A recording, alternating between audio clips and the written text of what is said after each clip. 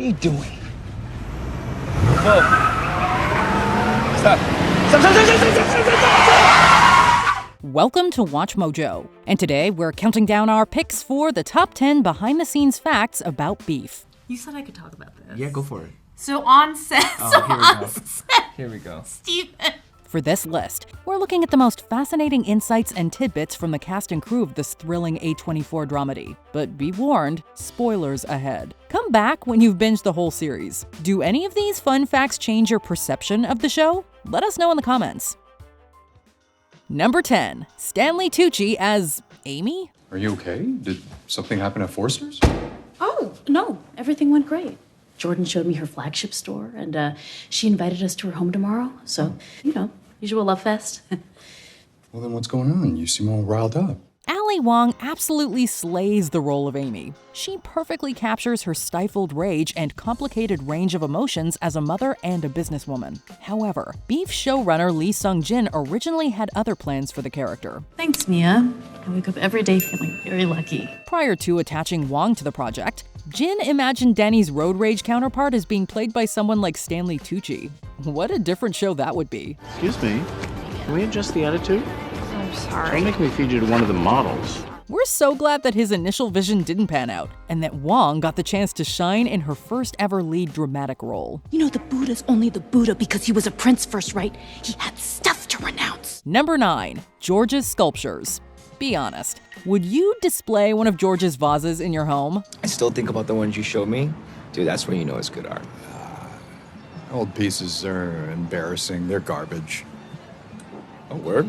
Amy's husband George, played by Joseph Lee, is a stay-at-home father and struggling artist who spends his free time sculpting oddly shaped ceramics in their basement. But behind the scenes, these pieces were crafted deliberately by the show's art department to represent the character's free-form attitude towards life. Every detail of his collection was designed purposefully. The color, form, and size of the vases shift over time as his relationship with Amy changes. All your dad left us was tables and chairs. This is a celebration of chairs. Lee himself is an artist in real life. While he isn't responsible for the designs, his background surely helped him connect with his character. I love you. I love you. Oh, shit. Number 8, a Tuca and Bertie reunion. If you're wondering what the magic ingredient that makes Beef such an incredible series is, it may be that the key cast and crew have a history together. Everything fades. Nothing lasts. We're just a snake eating its own tail.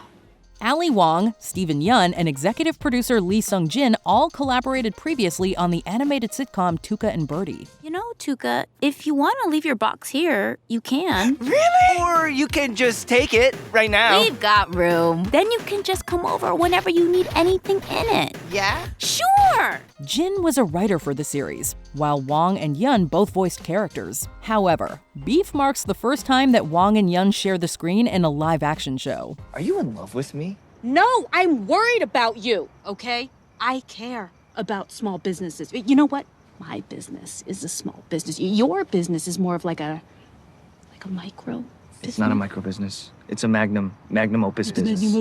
The two actors are pals off camera, and that real-life connection definitely strengthens both of their performances. Become a Watch Mojo channel member and get exclusive perks like Mojo emojis, loyalty badges, priority comment replies, and exclusive members-only content, including live list rankings with the Mojo staff and peeks behind the scenes.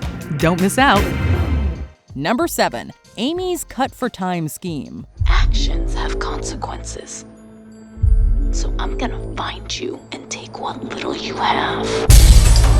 Watching Amy and Danny repeatedly attempt to one-up one another's wild acts of revenge is arguably the most entertaining element of the series. But did you know the crew had a plan for one of them to execute that was ultimately canned? So stop messing with me and leave me alone, or else.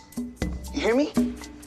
This is your last warning. You do not want to unleash the beast. Co-executive producer Alice Ju came up with the clever idea that Amy would learn about Seortaetung, a technique of psychological warfare from Jordan, and use it against Danny. This would require her to covertly disturb his life in menial ways, rearranging his space, using up his everyday items, and so on, to make him slowly believe that he's going mad. Still stalking me, huh? Get off my jock. While they decided that this plot didn't fit into the story, it certainly sounds like something Amy would do. Number 6. Costuming creativity. The costume designer for Beef, Helen Wong, did not cut any corners dressing this cast. Where are you going? What's with all the new clothes and shit? Me and Caleb been talking. You see something you like, you go get it. Right, bro? Each character's clothes were meant to amplify their inner workings and respective backstories. Amy generally wore designer clothes with plain, neutral tones and baggier fitted styles. This was meant to contradict her true, unhinged self, which she actively masks and inhibits with her professional facade. My mother-in-law thinks it's all basic, but I don't know. I feel like I did a good job. Oh, you did good, all right. Well, please tell that to her and my husband. Danny's wardrobe was collected from Goodwill shops, as Wong notes that his character would have a no-frills approach to his appearance. She adds that Danny would have likely stopped purchasing new pieces in his mid-20s and be perpetually stuck in that era of his own style. They say heavy lies the crown. Yes. Yo, the crown, exactly. That's, dude, I thought it'd feel different, but the crown feels the same. Number 5. The episode titles. How are you feeling? You doing okay? Yeah, I think I just needed a good cry or something. I'm sorry. Beef is littered with deep, thoughtful elements that enhance the emotional stakes of the story. For example, Amy's white SUV is a literary allusion to Herman Melville's Moby Dick, as her car becomes Danny's white whale. This is a nice car. Your husband like driving this? He actually drives the minivan for the kid, and I drive the luxury car for work. Nice. But that's not the only reference to literature in the series. Each title is a quotation from a famous artist or author to reflect a major theme of that particular episode. For as long as I can remember, that's what being alive has felt like. Can't have form without space. Can't experience light without dark. Episode 10, Figures of Light, is a line from Carl Jung. The full text is about bringing the darkness inside of you to consciousness. According to Lee Sung-jin, this was a central idea that served as inspiration for the entire series. Number 4, cagey house design. This must have been an eerie experience for Ali Wong. Amy's home in the show was modeled after her own. I bought a house that I redesigned myself. And, why am I telling you this? Because I want you to know that despite what everybody tells you, you can have it all. The character takes pride in her remodeling of her house, which has a distinct, harsh, and modern design. The wooden bars that line Amy's staircase are apparently very similar to the slats in Wong's own space, with a key difference. Even if it all falls through, we have everything we need right here, right, guys? George. Gee, your whole house needs a remodel. In Beef, those slats are spaced out to have a zen feel, but mainly to give Amy's house the feeling of a cage or prison. Maybe her mother-in-law Fumi was right about adding some more fluidity to her home. It's an ugly-ass house anyway. Number 3, ties to The Sopranos. What better inspiration for writing lovable anti-heroes than looking to the likes of Tony Soprano and company? We can't go into specifics on this. Well, here's something specific. I didn't do anything wrong. We're not supposed to talk about it. Lee Sung-jin drew comparison to and inspiration from the iconic series The Sopranos when crafting the characters of Amy and Danny. For him, it was important for the audience to stay connected to the two leads despite all of the horrible acts that they were responsible for. Hey, you're not some kind of weirdo, right? Because if you are, you should know that I own a gun. Like I said, miss, I'm just trying to be helpful. Didn't mean to make you uncomfortable. I'll be on my way. There's even one dangerously raunchy scene from Beef that was drawn from an intimate moment between Janice and Richie. We think you know the one. I gotta be loyal. Without that, we crumble. Tell that to Paul Castellano. Number 2, the final scene. Oh my God. Danny, wake up. Serious spoiler alert on this one. You've been warned. Amy! George?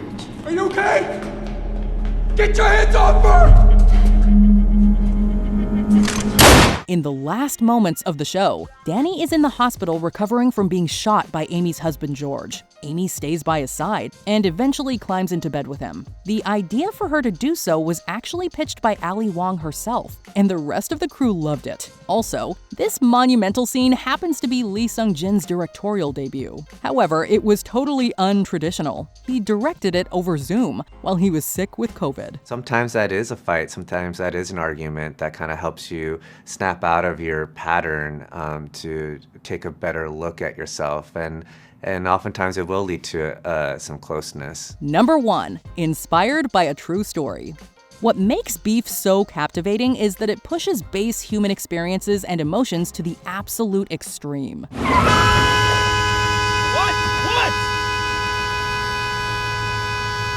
is your problem? What?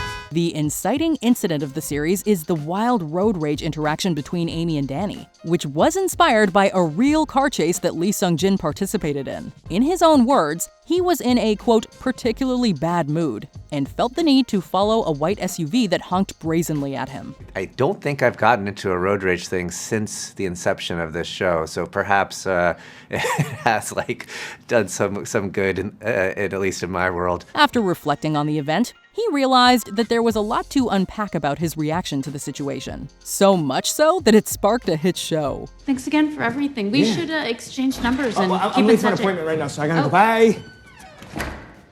Did you enjoy this video? Check out these other clips from WatchMojo, and be sure to subscribe and ring the bell to be notified about our latest videos.